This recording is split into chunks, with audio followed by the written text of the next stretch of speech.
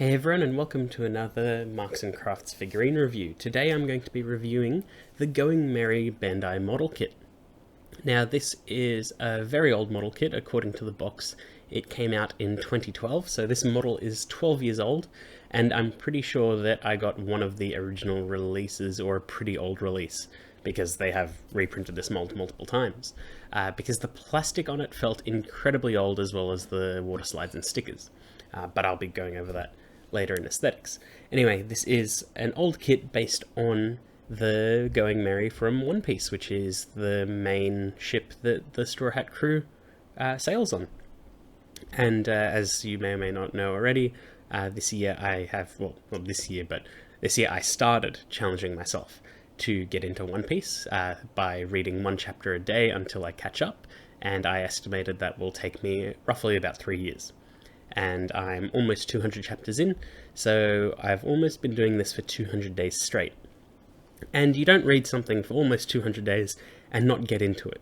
And I have bought a lot of One Piece stuff, as you may or may not have seen in my large unboxing video, which I highly recommend watching, even though it is incredibly long. I might need to put timestamps on it. Anyway, I bought a lot of One Piece stuff, because I have a very addictive personality. And one of the casualties of that is this model kit right here, as this is quite an old model kit. The modern design sensibilities of Bandai, such as color correcting stickers and part separation and things like that, weren't as great. So this was touched up quite a bit, and we will be going through practically everything. But as you can see right here, the Going Merry looks very, very cool when it's all put together. It's quite a decent size. I will do a size comparison as well. I've never built a model boat before, so I don't know what's standard and what isn't. But as my first time doing this, I thought it was pretty cool. So let's go over general aesthetics of the kit, and I feel like boats sort of work very well from a side profile. And while I do general aesthetics, I think I'll also go through what I repainted and what I didn't. So, zooming in, the first thing is the little pedestal that it's on, the Going Merry pedestal, came in Bandai's typical trashy piss yellow injection gold, and they highly recommend that you repaint it, so I repainted it in a bit of a brass gold type thing, and the actual pedestal itself I just painted in black, because it all came molded in one color. And then you get a sticker for the little Going Merry nameplate. I did try and paint that little placard itself, but that didn't really turn out so good. But the sticker that they gave you isn't too bad, and it fits to the form and the shape that they've got quite well. And the actual hull of the ship, I think it's the hull, anyway, the side of the ship, all of this, or at least like 90% of it, came molded in one color, and I'll roll some B-roll about this. And it was not a good color. It very, very, very, very strongly recommends you to paint this up, and I was kind of at odds with what color they chose on this, because the majority of this kit is the same brown. And as you can probably see from the side profile of this ship, there is a significant amount of wood and brown and things like that, but this entire lower section of the boat is just one piece. It's kind of funny. But the entire side of the boat with the white and the black and everything like that, that all comes molded in the brown. And there's only a little bit of actual brown that stays in the kit when you're done with that.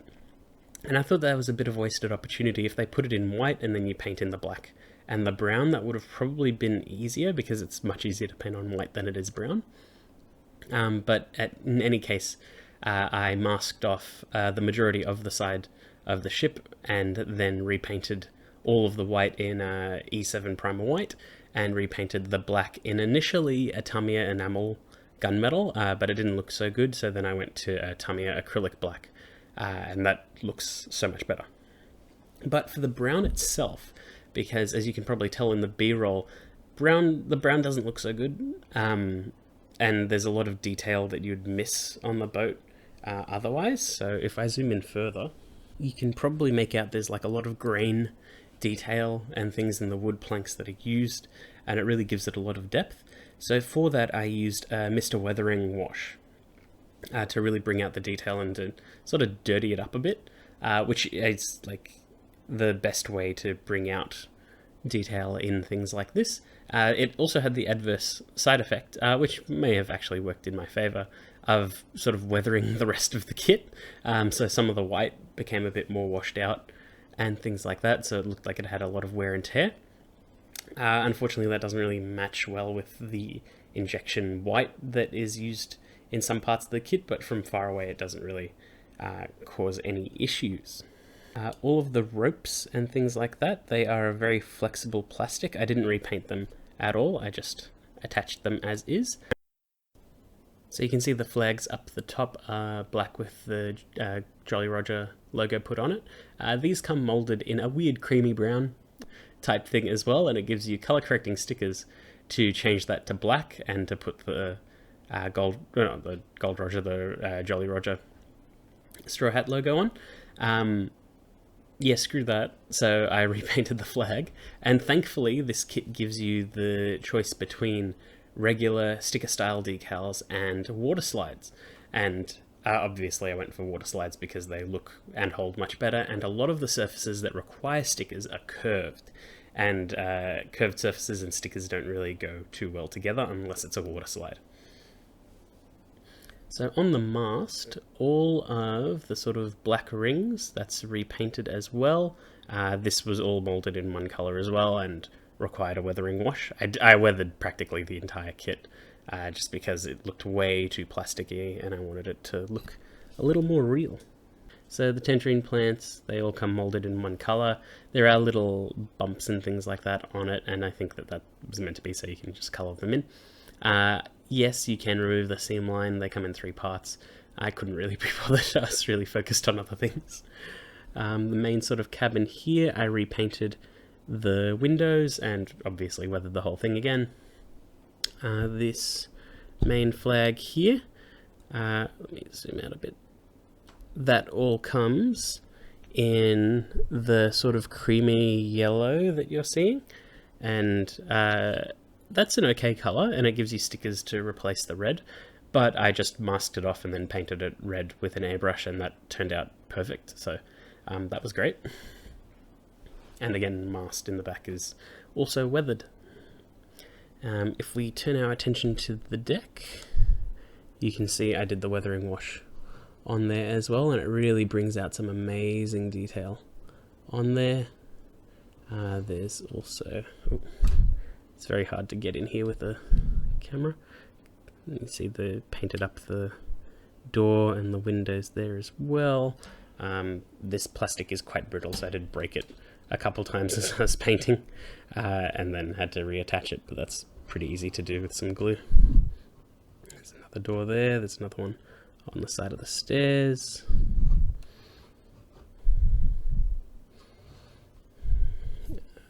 The Going Merry itself looks nice. The little cannon in front looks good. Ideally, if I had more time, I only did this over about a week or two.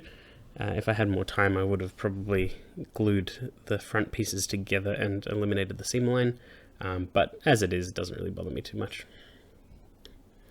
And now, the Straw Hat Jolly Roger itself.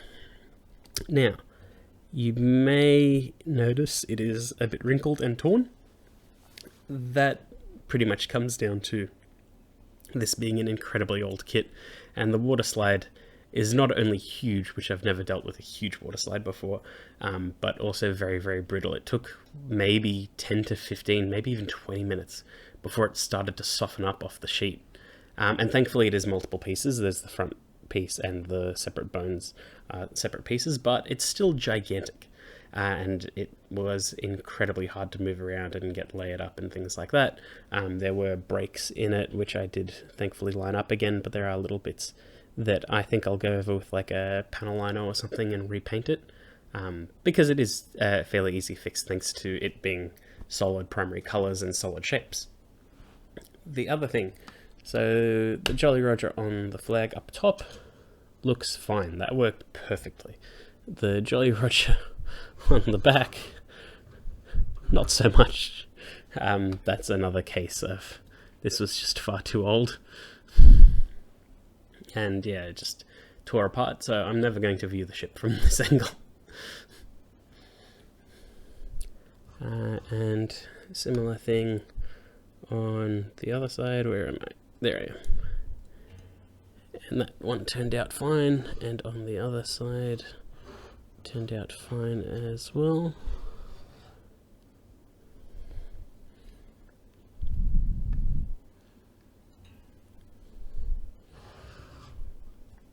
One of the other parts on the back of the ship, which we won't be seeing much of. There's another window, more deck detail. There's this little, I think that's a rudder. Yes, it's another part that you need to paint. Pretty easy to paint up. They give you stickers for it as well. But if I was already repainting as much as I did, you might as well do it all. This whole white had to be repainted as well. This all comes as one piece, pretty much except for the rudder itself. But yeah.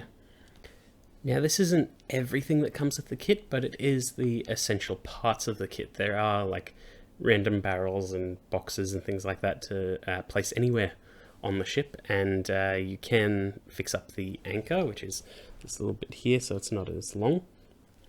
But there are also minifigures of the Straw Hats themselves.